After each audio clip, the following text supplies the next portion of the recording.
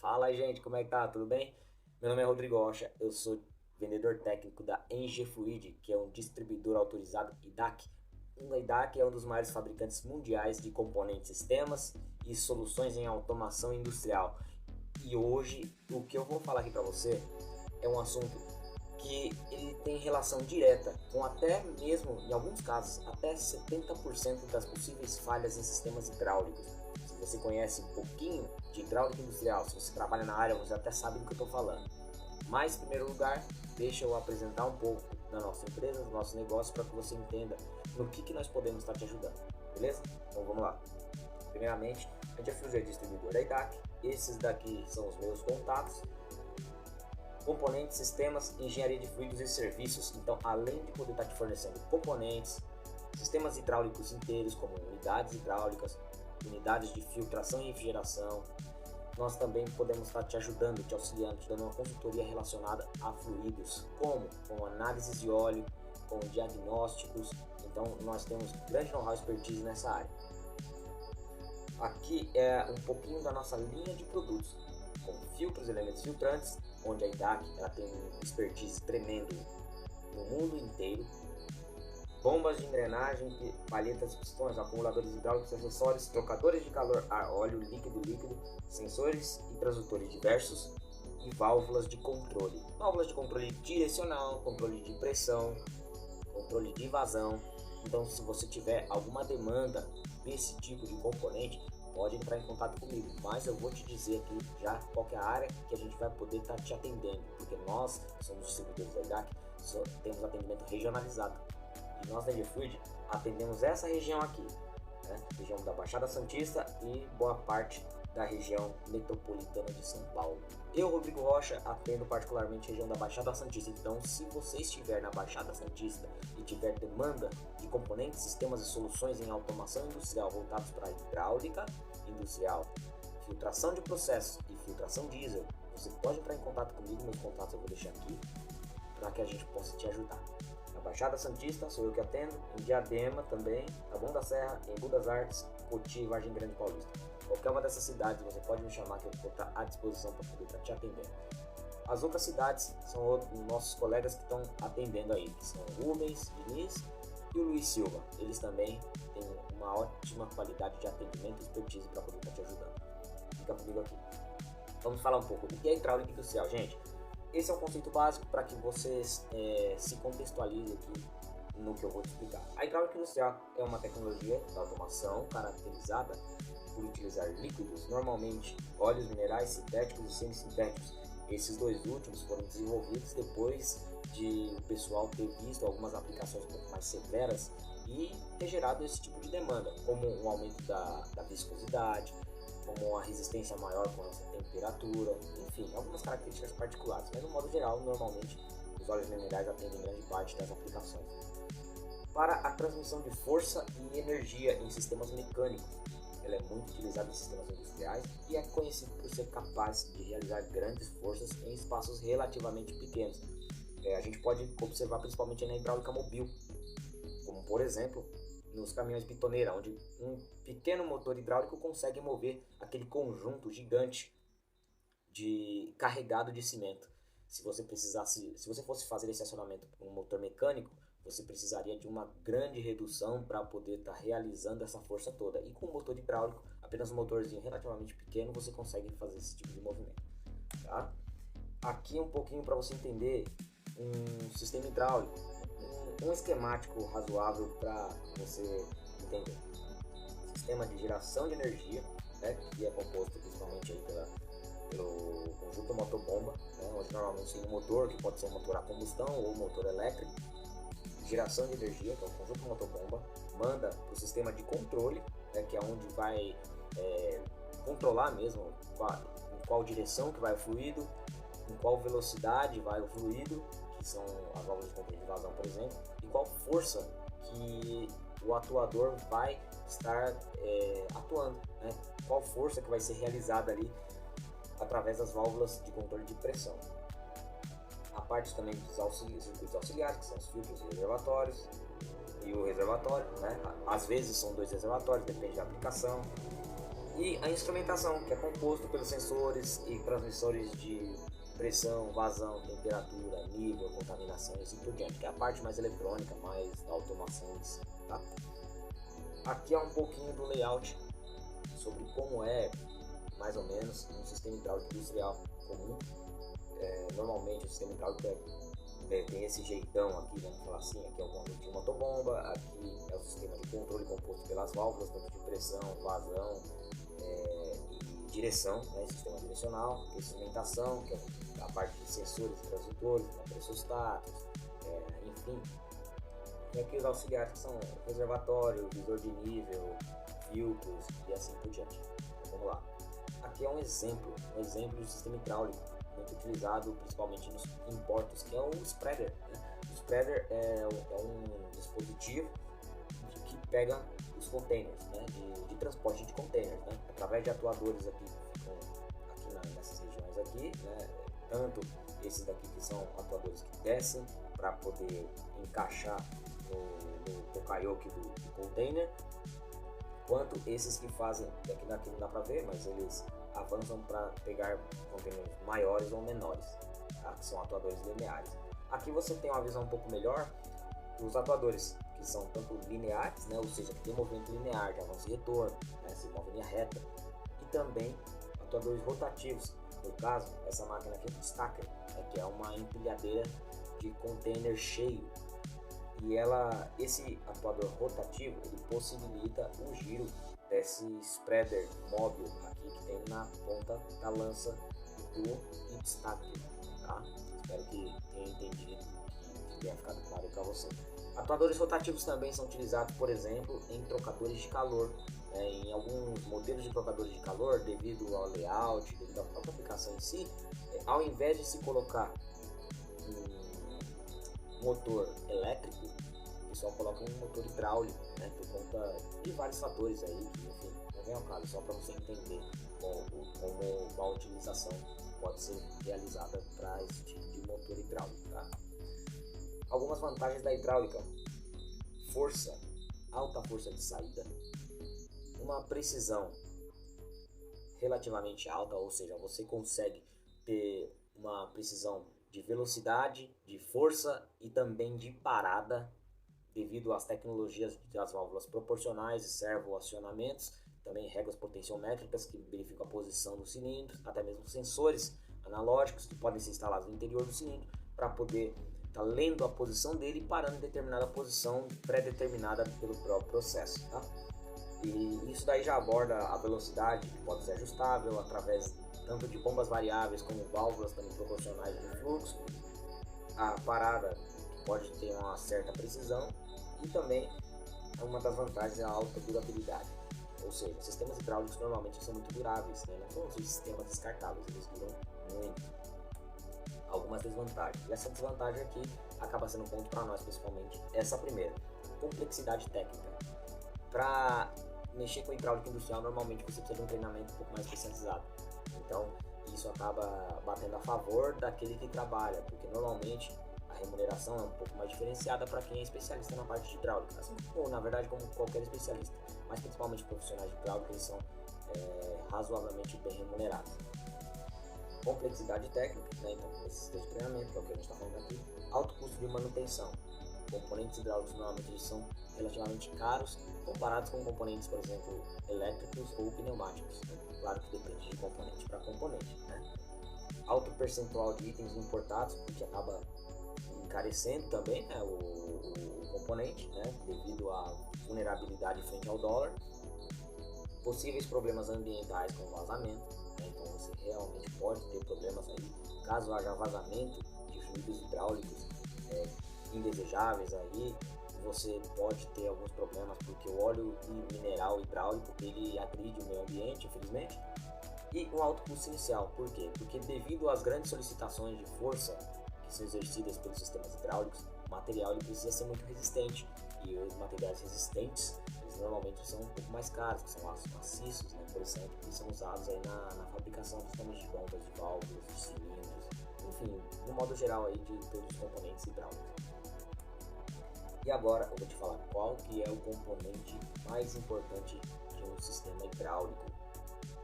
é o óleo. E por que o óleo hidráulico?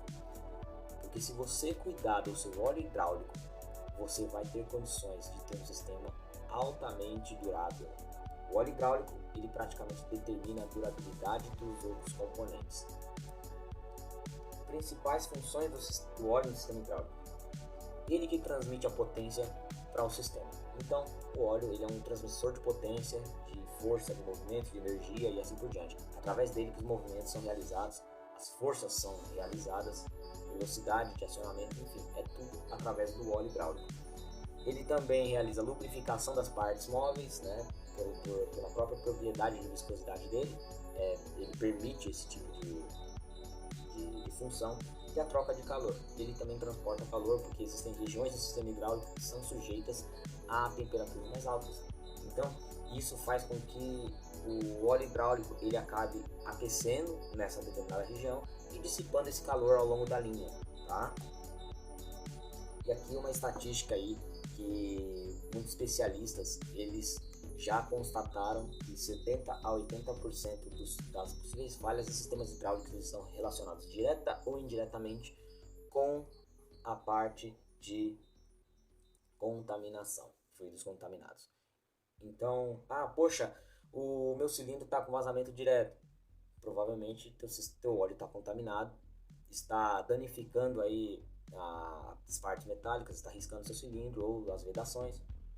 Isso faz com que ele tenha, com que ele comece a vazar. Minha bomba costuma direto não resistir muito à pressão. Provavelmente a contaminação acabou danificando as partes da bomba e isso aí faz com que haja vazamento interno e a bomba acabe não proporcionando a vazão, a pressão necessária do teu sistema. 5 a 10% das falhas, aproximadamente, falhas mecânicas, e 10 a 20% falha de montagem.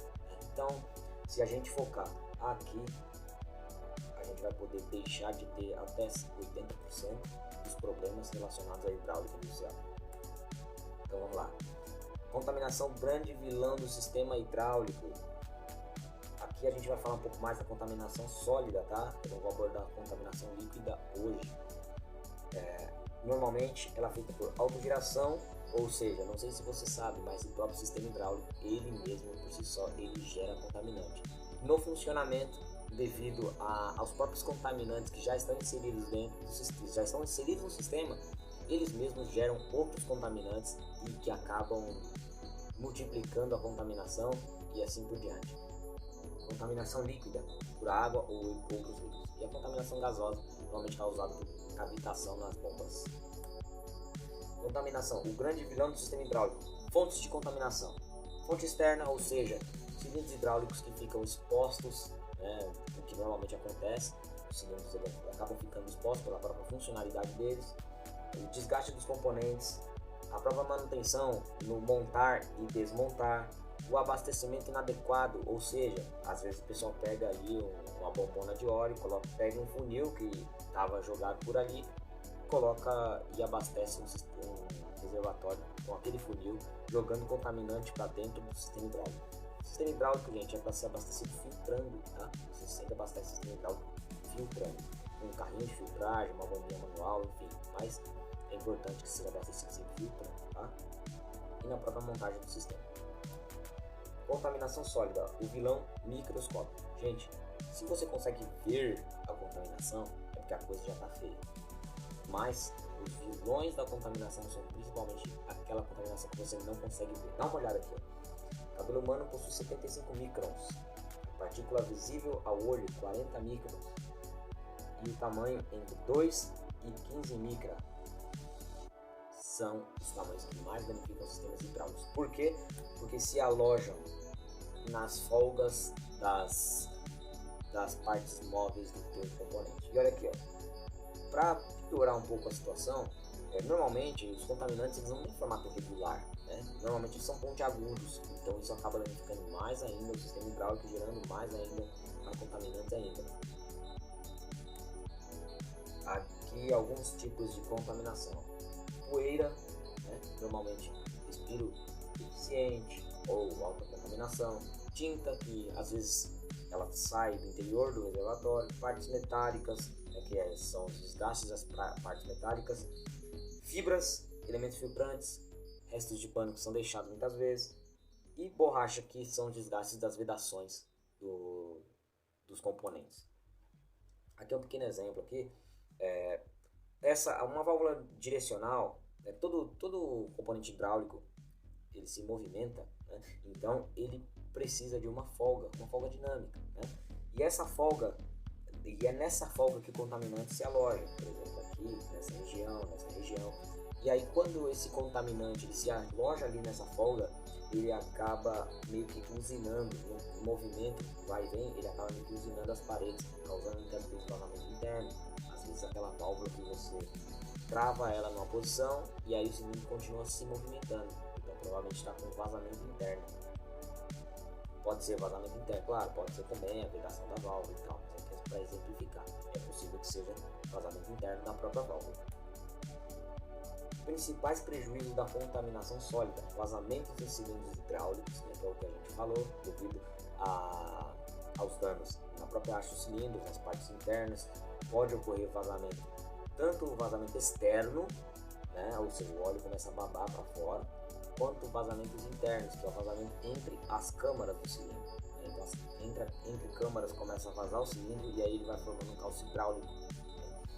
Perda de rendimento em bombas hidráulicas, ou seja, quando a carcaça da bomba está muito danificada, você tem vazamentos internos na bomba, então ela não fornece mais a vazão necessária de projeto. E além disso, na solicitação de carga, na solicitação da carga, ela não consegue pressurizar o suficiente para fazer a força necessária para o processo. E aí isso acaba prejudicando aí o processo de produção. Travamento de válvulas. Os contaminantes às vezes se alojam nas folgas das válvulas e aí impossibilitam a movimentação.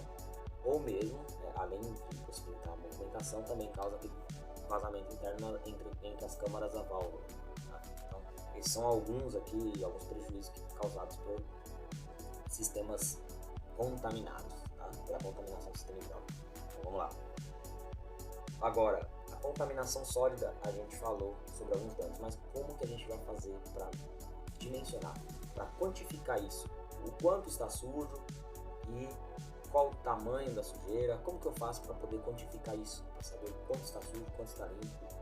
Enfim, existem normas, e são essas normas aqui: ISO 4406, NAS 1638 e SAE 4059.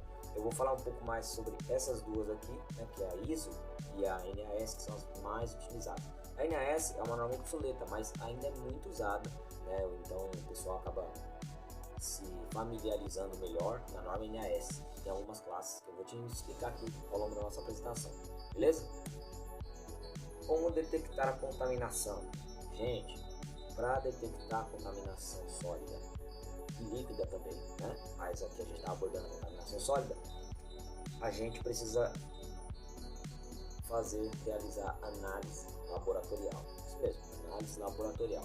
As análises laboratoriais vão trazer para você qual a quantidade de partículas que tem por amostragem, tá? Ou seja, a cada 100 ml seu óleo está com X partículas de tantos micra, mas isso eu vou explicar para você. Ou você pode analisar também através da contagem eletrônica, com o contador de partículas. Inclusive nós temos contador automático de partículas, a gente entrega o resultado na hora.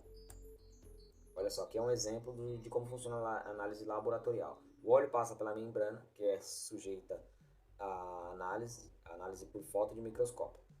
Então, olha só, tem uma bomba de vácuo aqui é colocado uma cobertura para que o óleo não sofra contaminação externa. Uma bomba de vácuo succiona o óleo aqui e ele passa por uma membrana. E essa membrana ela tem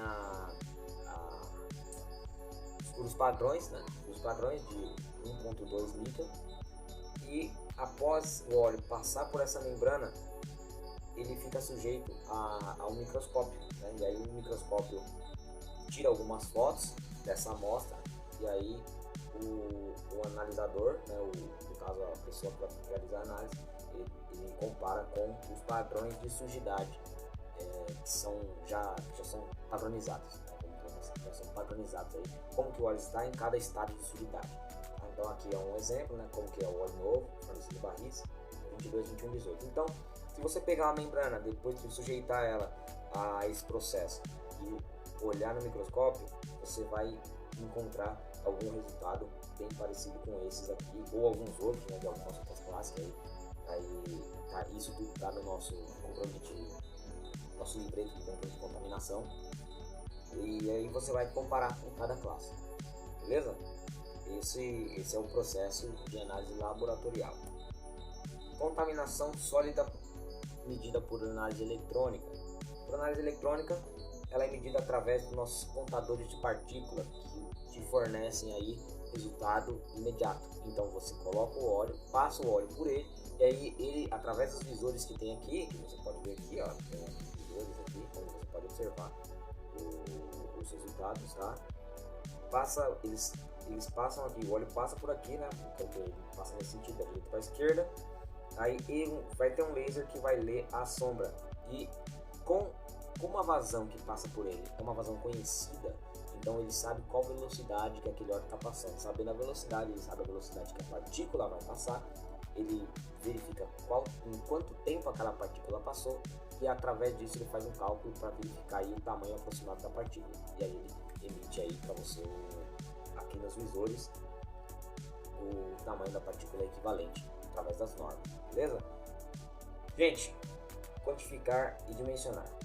Tamanho da secção transversal, ou seja, quando você analisa o óleo, é feito o cálculo aproximado da secção transversal do contaminante, e aí isso daí vai te dar aproximadamente o tamanho da partícula, e aí vai classificar ela em uma das classes de contaminação.